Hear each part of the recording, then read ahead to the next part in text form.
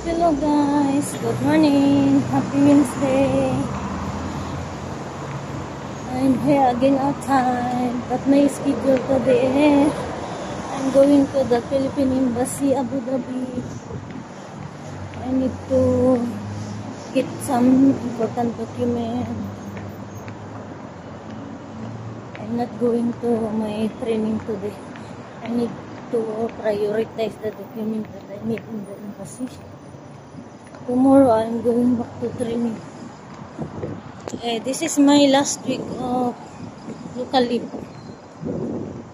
vacation leave. By next week I need to go back to work. I have work already because they're coming here next week. They're coming back here next week. My vacation is done this week. This is my last week of vacation. That's why I need to prioritize the document that I need in Philippine Embassy. Because when I have work, I don't have time to go to the embassy. Especially the embassy is very long time waiting.